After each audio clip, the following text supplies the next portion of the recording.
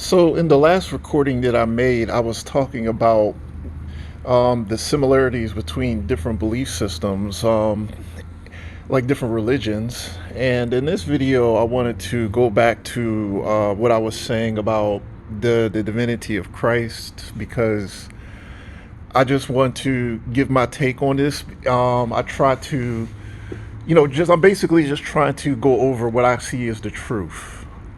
And even Christianity has its failings or its hiccups. In my mind, it does. So Muslims. So I talked about Muslims, Jews, and Christians seeing Jesus like differently. In one of the recordings that I made probably 2 or 3 months ago, I talked about why Jesus isn't God. So one of the things that I should have mentioned to like help reinforce the idea that Jesus was separate from God, a separate, separate intelligence, because right now the argument that I'm getting is that that God basically just turned himself into a human being and just lived amongst us as a human being. So, a lot of Christians who support the idea take passages that and translate them in a way that basically is saying that Jesus is God, and it wasn't really meant to be translated that way, but you could translate it that way. Like if he says, "I and the Father are one," you can say, "Well, he's saying that he's God," and he's not really saying that. So it's kind of like, it's like how you want to translate it. So the best argument I can make for that is when Jesus went into the wilderness for 40 days and was tempted by Satan. So any Christian who is dead set on believing that Jesus is God, I really want you to listen to what I'm saying here. So Jesus goes into the wilderness for 40 days and Satan tempts him. Now I want to stop there. You're God. How could Satan tempt you if you're God? God cannot be tempted. God cannot be tempted. He definitely couldn't be tempted by the devil. Not only that, but Satan says, if you drop down before me right now and worship me, I give you all the kingdoms of the world. So in Satan's mind, he could actually tempt Jesus. He's thinking, I can tempt him. Satan would know if that was God. Satan would know that. Of course, Satan would know. If anybody would know, it would be Satan.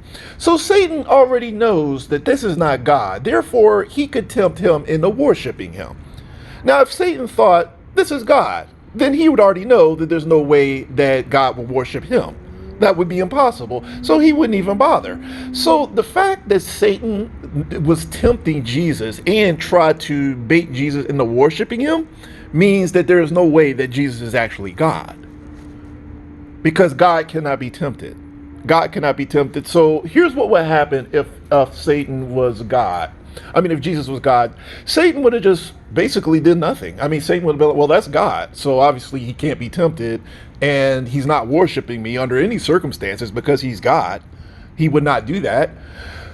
So the point I'm making is that regardless of any argument you want to make, you're overlooking the fact that God cannot be tempted. So if Jesus was God in the flesh, he could not be tempted.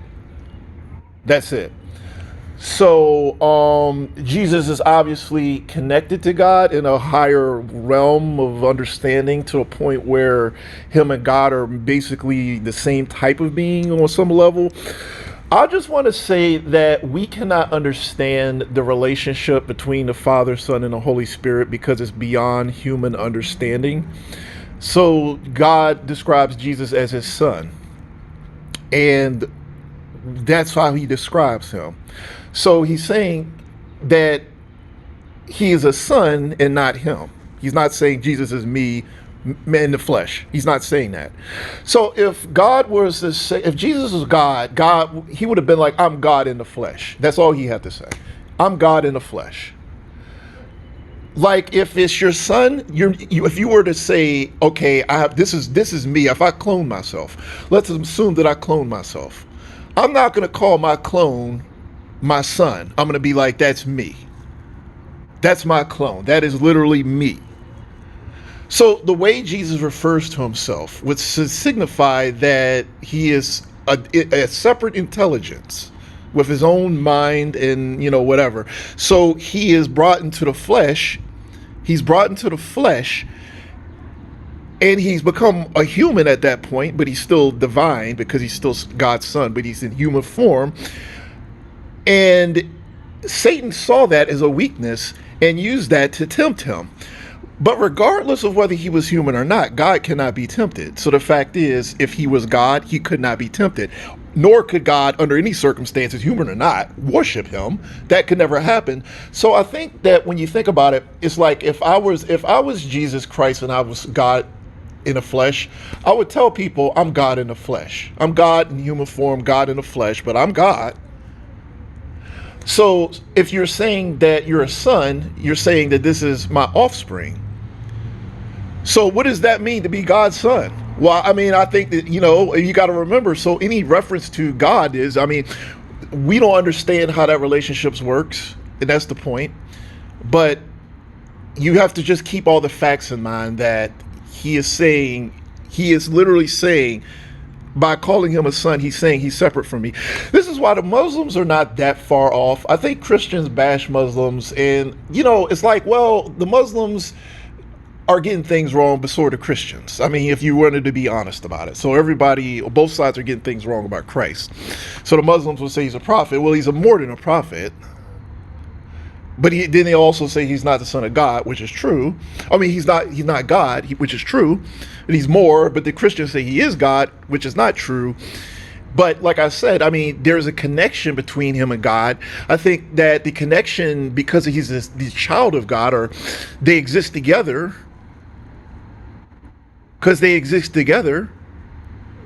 and they're one, but would be separate. We cannot, bottom line is that you cannot understand these things. Like, humans don't understand. It's beyond our dimension of thought, reality. It's so far above us. We can't understand it. And I think that people are trying to say, well, yeah, I got it figured out. And that's God. But the Bible isn't saying that. These people are. And they'll say, well, if he says he's one and whatever. Look, you have to look at every single part of that Bible in order to understand the relationship. So there's passages that signify that when Jesus says that the Father is greater than I, he's saying he's greater, as in he's above me, meaning that's not me. He's above me. The simple fact is that God cannot be tempted by the devil. He cannot be tempted by the devil.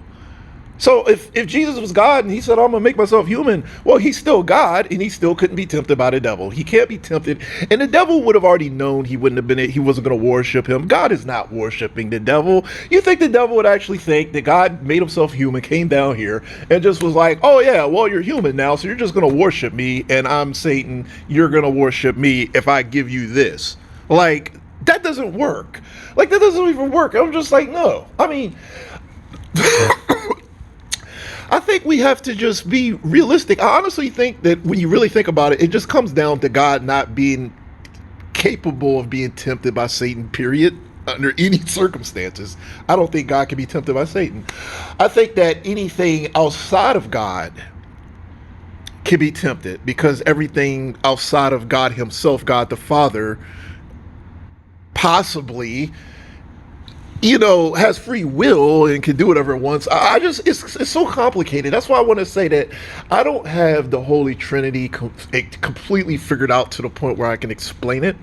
I'm making really valid points that I'm pretty sure God cannot be tempted by the devil. So any argument Christians want to make for God, him literally being God in human form, and there's no separation, will be shot down by the fact that he was tempted. Satan was not saying that is God. He's not saying that. He's saying that this person can be tempted by me, and if possible, maybe even worship me. So the angels fell and were tempted by Satan. The angels were tempted by Satan. So by that logic, Satan is thinking, the angels were tempted by me, and a third of them followed me. So I can tempt anything who's not God directly. I can be tempted if the angels are tempted. So I think that when you look at it like that, since he was able to convince a third of the angels to follow him, he's applying that same logic to Jesus Christ. You see what I'm saying here? So he's not thinking this is God, therefore he cannot be tempted by me. So you got to make all the connections. So I'm not trying to bash Christians who believe that Jesus is God. I'm simply trying to explain it in a different way that maybe no one has explained it to you. No one's ever really, brought the facts to you so that you were really thinking about it. You can't be too quick to, like, I'm not encouraging Islam or whatever, but look, if the people of Islam accept Jesus for what he was and just abandon their false whatever it is, maybe we can just win them over or something. I don't know. But I think it seems like everybody's getting it wrong. Kind of, when you really think about it, it seems like everybody's getting it wrong nowadays. With that said, let me go ahead and close.